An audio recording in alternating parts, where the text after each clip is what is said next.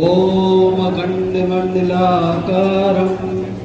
व्याप्तमेन चराचरं तत्पदं दर्शनमेन तस्मै श्री गुरुवे नमः। ध्यानमूलं गुरुर्मूर्ति पूजामूलं गुरुपदं मंत्रमूलं गुरुर्वाक्यं मोक्षमूलं गुरुकृपा। यक्ष ने जब पूछा युधिष्ठिर जी से कि संसार का सबसे बड़ा आश्चर्य क्या है, तो आश्चर्य यही है कि मृत्यु एक अटल सत्य है। हर व्यक्ति को मरना है और कोई मरना नहीं चाहता।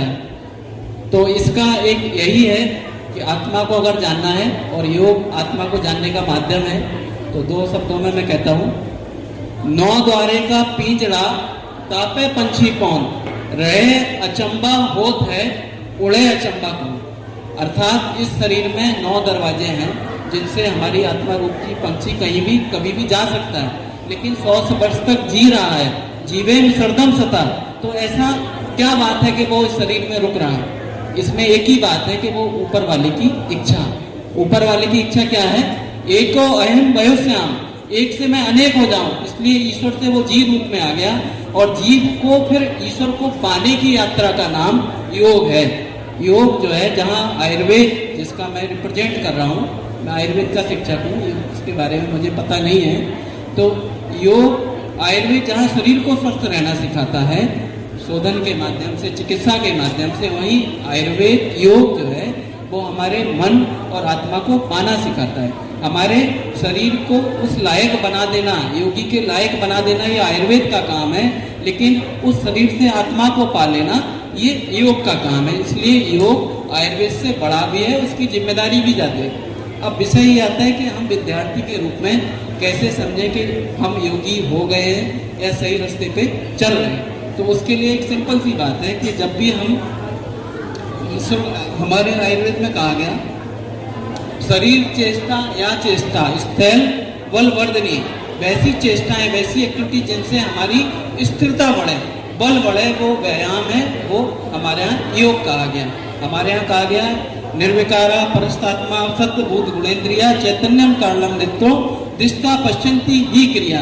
हमारे जो है विगुण आहार से, गलत रहने के तरीके से, खाने के तरीके से मन दूषित हो गया, इसलिए हमें आत्मा परिलक्षित नहीं हो रही है। तो उसी को शोधन का नाम आयुर्वेद योग है, और उसी को अष्टांग योग के माध्यम से, यम के नियम माध्यम से, नियम के माध्यम से, आपके जो है आसन के माध्यम से, प्राणायाम के माध्यम से, प्रत्याहार के माध्यम से, धारणा ध्यान समाधि के माध्यम से, जो कहा गया है योगस्य चित्तवृत्ति निरोधा योगा, जो हमारी वृत्तियां हैं, क्लिष्टा वृत्तियां पंचा, क्लिष्टा अक्लिष्टा, जो पतंजलि का योग सूत्र कहता है।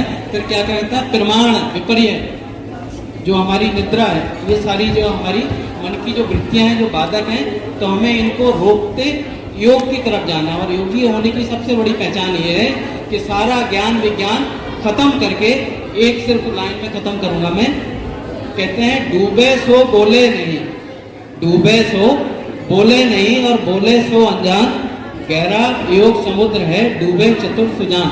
जब हम किसी गंगा जी के किनारे होंगे, जब तक घाट पे होंगे, तभी तक चिल्ला सकते हैं बचाओ बचाओ, जब डूबने की कंडीशन में। जब हम डूब जाएंगे तो फिर हम डूब ही जाएंगे, मर ही जाएंगे, बता नहीं सकते। ऐसे योग जो है अनुभव का विषय है, बैठने का विषय है। जब हम तन्मयता से मन के साथ इंद्रियों को शुद्ध करते हुए, आहार को शुद्ध करते हुए जब हम बैठते हैं, समाधिस्थ होते हैं, तो योगी का लक्षण शुरू हो जाता है। आपके अंदर सारे के सारे यम नियम सब अवतरित हो जाएंगे। धारणा ध्यान समाधि अपने आप लगेगी। बस आपने समय निकाल के अपने आप को जो है शांत भाव से भोजन करना है। आपने जीवन में एक समय ऐसा रखना है जिसमें आपने कुछ भी नहीं बोलना है, मौन रहना है। इसमें मोबाइल से लेकर सोशल मीडिया सब बंद कर देना है, और 15 मिनट के बाद आधा घंटा, 1 घंटा, 2 घंटे, जब भी आप बिल्कुल स्टेट ऑफ नो माइंड, आप बस बैठने का अभ्यास करते रहेंगे, तो कहीं ना कहीं योगेश्वर जो हमारे गीता के जो आधारभूत हैं और हमारे सृष्टि के कर्ता हैं, उनका जो है दर्शन आपको मन में होने लगेगा। और हम कहीं ना कहीं योगी होने की तरफ एक फर्स्ट स्टेप, पहला कदम रख देंगे। तो मेरा सभी से आग्रह है कि हमने बहुत कुछ पढ़ा है, जाना है, समझा है, समझाते हैं, लेकिन आपकी यात्रा तब सफल होगी जब अपने आपके हृदय में ईश्वर के दर्शन होने लगे। तो उसके लिए कहीं ना कहीं अपने आप को ध्यानस्थ करने की ज़रूरत है, समाधिस्थ करने की ज़रूरत है और मन को एकाग्र करने की ज़रूरत है।